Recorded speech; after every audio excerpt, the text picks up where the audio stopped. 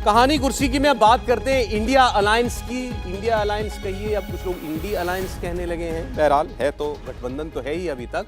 अब इसकी जब बात हम आपके सामने कर रहे हैं तो फिर याद आ रहा है ये बात कल भी तो कहीं बातें नहीं की थी या परसों तो नहीं की थी, क्योंकि कुछ एक रोज पर फिर वही बातें दोबारा रिपीट होने लगती हैं अलायंस के अंदर। फिर बड़े नेता मिलते हैं, कहते नहीं सब कुछ ठीक है, हमारे बीच मतभेद हैं, हमारे बीच मनभेद नहीं है, हम सब लोग मिलकर बैठकर कर लेंगे। इंडिया बीजेपी वालों की ख्वाहिश है कि हमारा गठबंधन टूट जाए, कुछ नहीं होगा। फिर नीचे वाले लड़ पड़ते हैं। अब कहां कहां लड़ाई हुई मैं आपको बताता हूं। सबसे पहले यूपी की बात। यूपी में अखिलेश यादव से सवाल पूछ लिया गया। सवाल में ऐसा कुछ नहीं था, बड़ा सरल सवाल था कि आप कितनी सीटें मांग रहे हैं अलायंस से। तो अखिलेश यादव को एक पल के लगा कि मैं मांग रहा हूं सीटें या ये मुझसे सीटें मांग रहे हैं। तो उन्होंने क्लियर कर दिया कि हम सीटें मांगने वाले नहीं हैं, हम सीट देने वाले हैं। तो मतलब उन्होंने 80 की 80 तो अपनी मान ली। अब सवाल वहां किसको कितनी देंगे। अब सामने भी एक ही पार्टी दिखाई देती है, कांग्रेस पार्टी एक दिखाई देती है, जयंत चौधरी की पार्टी। तो जयंत चौधरी को वो थोड़ा अपना मानते हैं ज्यादा, तो उनको वो कहीं ना कहीं एडजस्ट कर लेंगे। सवाल बचेगा कांग्रेस पार्टी का। खबर है कि कांग्रेस पार्टी कह रही है कि हमको कम से कम 20 सीट चाहिए, लगभग 2 दर्जन सीटें। जीती पिछली बार कितनी थी? 1। राहुल गांधी चुनाव हार गए थे, सोनिया गांधी रायबरेली से जीती थी।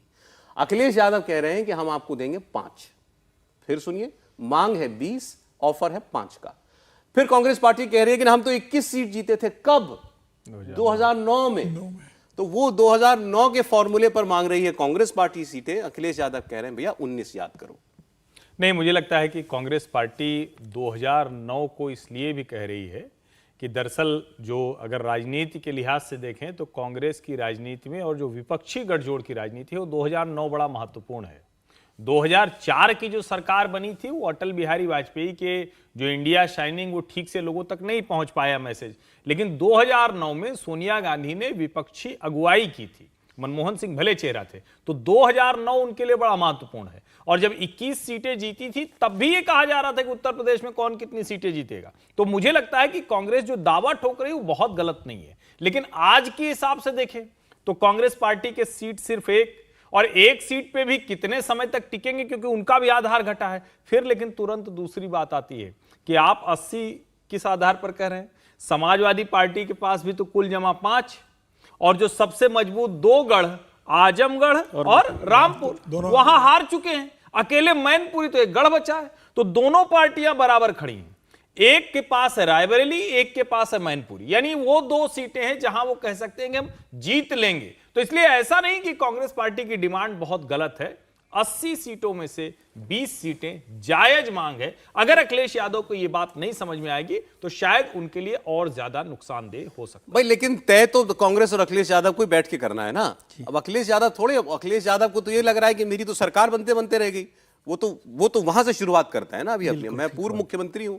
नहीं वो ठीक है, लेकिन 2019 में जो जैसे जिक्र हुआ कि अखिलेश जी की स्थिति बहुत अच्छी नहीं थी, और 45 सीटों पर बीएसपी वहां पर दूसरे नंबर पर थी, समाजवादी पार्टी नहीं थी। बीजेपी वर्सेस बीएसपी का वहां पर मुकाबला रहा है। कांग्रेस तो खराब रही, 10 सांसद हैं। 10 सांसद है नहीं, 45 सीटों पर भी वो नंबर 2 रही है। तो मतलब कोई एसपी का बहुत अच्छा प्रदर्शन रहा हो वो नहीं है। लेकिन जैसे जयंत की बात करते हैं तो जयंत के साथ उनकी दोस्ती जो है वो किस लिए है? क्योंकि जयंत की जो सीटें हैं वेस्टर्न यूपी में, उसमें एसपी और उनकी पार्टी मिलके कुछ ठीक सा नतीजा ला सकती है। लेकिन कांग्रेस और एसपी मिलके कहीं पर भी कोई बहुत अच्छा नतीजा लाएंगी ऐसी संभावना नहीं है। और वैसे कांग्रेस के लिए मैं समझता हूं कि कांग्रेस की बात भले ही जायज हो कि 20 सीट चाहिए या 25 चाहिए, मैं जायज नहीं मानता। कांग्रेस के लिए फायदेमंद ये है कि वो कम सीटों पर लड़े और उन पर फोकस कर ले। क्योंकि यदि वो 25 सीट जितना भी उनको समझ में आता हो, मैं उस पर नहीं जाना चाहता, लेकिन यदि सवाल तो यही है ना। नहीं, लेकिन विजय 80 में से आप कह रहे हैं 20 जायज नहीं है, 20 भी जायज नहीं है, तो फिर तो आप राजनीति करना छोड़ दें। फिर तो आप कह देंगे अच्छा ठीक है चलो उत्तर प्रदेश हम भूल जाते हैं। 20 में से यदि 15 सीटों पर आपके हारने के चांसेस ज्यादा हों तो वो नुकसान भी कांग्रेस का ही होगा ना। फाइनली ये सरकार जब बनेगी, मान लीजिए इंडिया गठबंधन की, तो उसमें सीट जीतना महत्वपूर्ण है कि कांग्रेस की सीटें हारना ज्यादा महत्वपूर्ण है। लेकिन अगर सीटें मिलेंगे ही नहीं तो जीतने की गुंजाइश कहां से बनेगी? अब तो प्रोबेबिलिटी तो फैक्टर ही वहीं से शुरू होता है। लड़ेगी ना। कांग्रेस की बात नहीं कर इंडिया गठबंधन का, इसीलिए मैं कह रहा हूं कि इंडिया गठबंधन का जीतना ज्यादा महत्वपूर्ण है या कांग्रेस को सीटें मिलना ज्यादा महत्वपूर्ण है? कांग्रेस लड़ेगी तो समाजवादी वोट नहीं दिला पाएगी।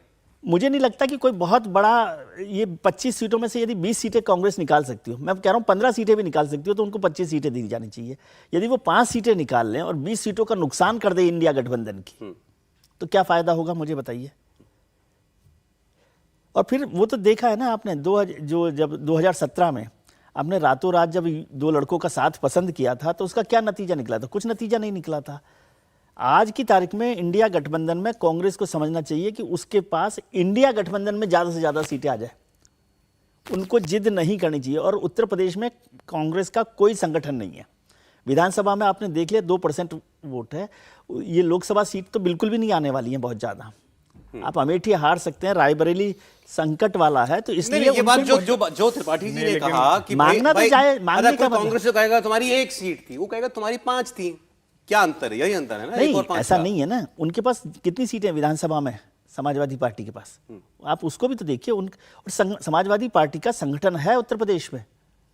आप कह रहे हैं 20-25 सीटें मांगना जायज है कांग्रेस पार्टी। मुझे ऐसा लगता है कि यार बहुजन समाज पार्टी भी विपक्षी गठबंधन में होती तो ये कहा जा सकता था कि कांग्रेसों को ठीक है आप 10 सीटों पर लड़ लो, 12 सीटों पर लड़ लो। अब जब बसपा एनडीए के साथ नहीं है, विपक्ष के साथ नहीं है, ऐसी स्थिति में जब समाजवादी पार्टी और कांग्रेस और जयंत चौधरी की भी जब सीटों का बंटवारा होगा तो मुझे ऐसा लगता है कि कांग्रेस को कम से कम 20 सीटें का हक बनता है लड़ने के लिए, क्योंकि कांग्रेस राष्ट्रीय पार्टी है, सबसे बड़ा दल वही बनने वाली है। प्रेस कॉन्फ्रेंस इस वक्त बीजेपी की तरफ से हो रही है, संबित पात्रा बोल रहे हैं, जरा सुन लेते हैं किस विषय पर। तो 16 ऐसे वादे राहुल गांधी जी ने पिछले चुनाव में छत्तीसगढ़ में घोषणा पत्र के माध्यम से किए थे, जिनको राहुल गांधी और कांग्रेस पार्टी ने पूरा नहीं किया।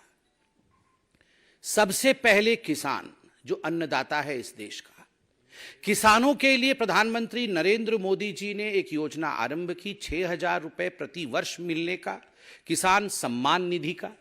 मुझे बड़े दुख के साथ कहना पड़ रहा है कि लाखों किसान छत्तीसगढ़ से पंजीकृत हुए, मगर वो सत्यापित नहीं हो पाए। सत्यापित मतलब उनका वेरिफिकेशन नहीं हो पाया।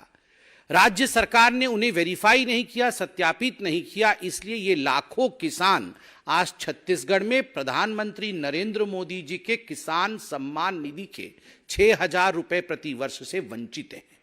सोचिए, मोदी जी देना चाहते हैं और लेने वाले किसान हैं, मगर अन्नदाता तक पैसा कैसे नहीं पहुंचे वो कांग्रेस पार्टी ने किया है। ये घोटालों और गबन की सरकार है।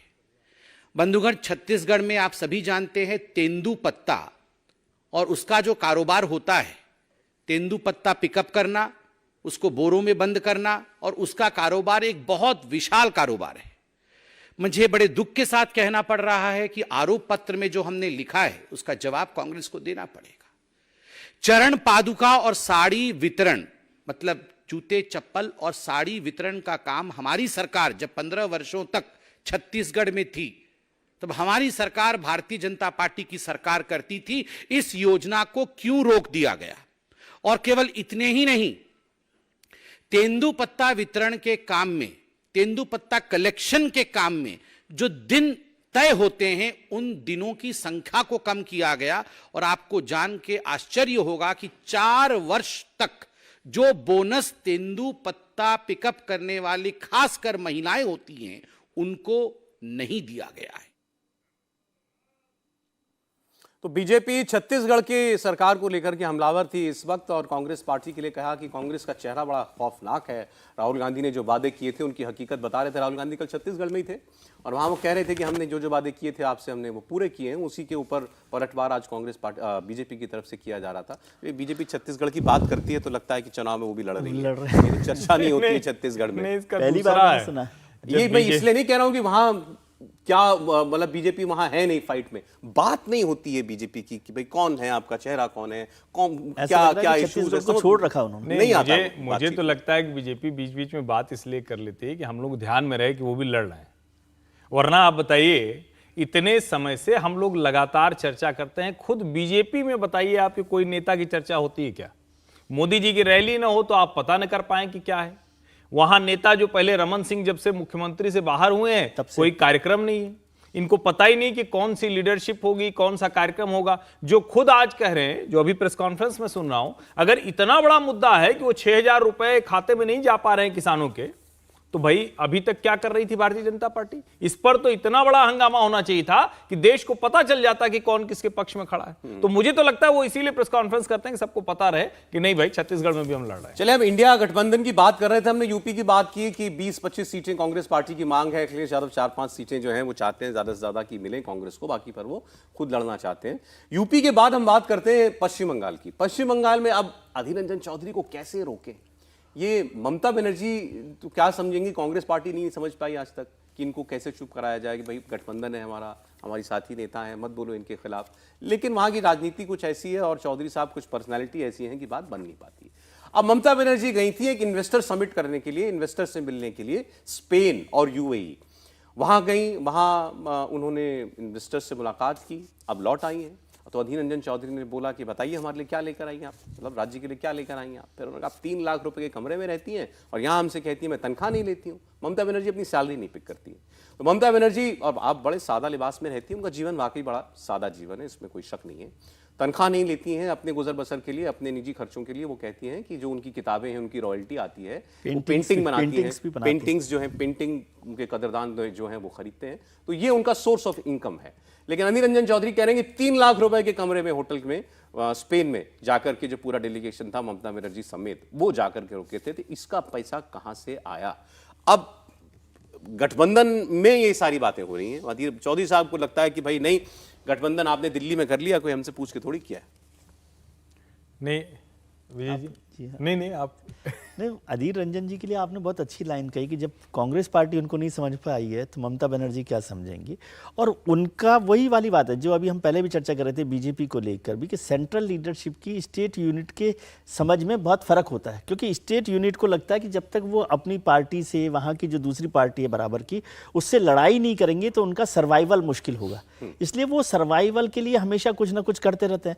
ये जो गठबंधन होते हैं, आप जब सब काम करते हैं तो वो तो आप जैसे बड़े लोग ऊपर तय कर लेते हैं कि भाई क्या करना है, लेकिन जो पार्टी का ग्राउंड वर्कर है वो उस लड़ाई को लगातार लड़ता रहता है। और अधीर रंजन जी उसकी कोशिश कर रहे हैं। इसका मतलब ये नहीं कि आपको गठबंधन टूट जाएगा, वो गठबंधन इसी तरह से चलता रहेगा। और ये जरूरी है क्योंकि फिर विधानसभा जब होगी तो विधानसभा में तो कांग्रेस ममता बनर्जी के खिलाफ ही लड़ेगी ना। तो अधीर रंजन यदि इस तरह से जिंदा नहीं रहेंगे, मतलब पॉलिटिकली सर्वाइव नहीं करेंगे, तो कांग्रेस के लिए और मुश्किल हो जाएगा। वैसे वो जो कहावत है ना कि क्या दुश्मनी जम के करो, इतनी गुंजाइश है, गुंजाइश रहे कि जब फिर से मिलें तो शर्मिंदा ना हो। इसको इसे पलट दीजिए कि दोस्ती करो, इतनी भी मत करो कि जब बाद में चुनाव हो जाए तो लड़ ही नहीं पाए, फिर लड़ ना पाए। नहीं तो मैं कह रहा हूँ कि ये आप लोग भी मतलब अब पता नहीं अब मजाक क्यों करते हैं, ऐसे कहानी कुर्सी का शो है। शर्मिंदा क्या होता है राजनीति में? शर्मिंदा जैसी कोई चीज होती है क्या? शर्म करना, शर्मिंदा हो जाना, ये सब होता ही नहीं राजनीति में। इसलिए सारे के सारे शेर यहाँ के लिए होते ही नहीं। अब अधीर रंजन चौधरी के लिए विजय जी कह रहे तो मुझे ध्यान में कह रहे भाई वो सेंट्रल लीडरशिप है, वो कोई स्टेट लीडर ही थोड़ी ना, वो तो बाकायदा लोकसभा में नेता है। लेकिन वो भूल जाते हैं, लेकिन वो अपने आप को पश्चिम बंगाल कांग्रेस का नेता समझते हैं और ममता जी से उनकी लड़ाई। अरे यूपी और बंगाल की कहानी लगभग एक जैसी है। आप देखिए, मतलब अधीर रंजन चौधरी बहुत ज्यादा अग्रेसिव हैं, तीखे हैं, मुखर हैं, वो अलग बात है। लेकिन फिर वही बात है, एक बड़ा डोमिनेंट आपका पार्टनर है, अलायंस पार्टनर। बंगाल में ममता बनर्जी, वहां पर अखिलेश यादव। कांग्रेस पार्टी के सामने समस्या ये दोनों जगह जमीन नहीं है उनके पास, और लोकसभा चुनाव में मांगना है टिकट। अब देखिए, अभी नगरीय निकाय चुनाव हुए थे बंगाल के अंदर, उस समय भी कितने तीखे आरोप एक दूसरे के ऊपर लगाए गए थे। मतलब कांग्रेस के 2-3 कार्यकर्ताओं की हत्या हुई तो बोले कि भाई से बंगाल सरकार का हाथ है।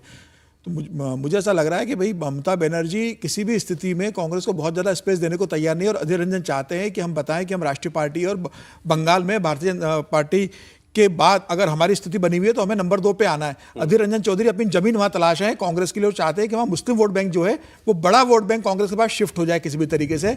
और ममता बनर्जी को भी इस बात का डर है कि कहीं ऐसा ना हो कि कर्नाटक के बाद कहीं आने वाले समय में एक मुस्लिम वोट का बड़ा बैंक शायद कांग्रेस के पास चला जाए। ये मुस्लिम वोट ने कांग्रेस पार्टी की पूछ जरा बढ़ा दी है, पूछ मतलब मांग, डिमांड बढ़ा दी, ऐसा लगता है। जल्दी से तीसरे राज्य की बात भी आपसे हम कर लेते हैं। नहीं, लेकिन एक लाइन कह लेने दीजिए।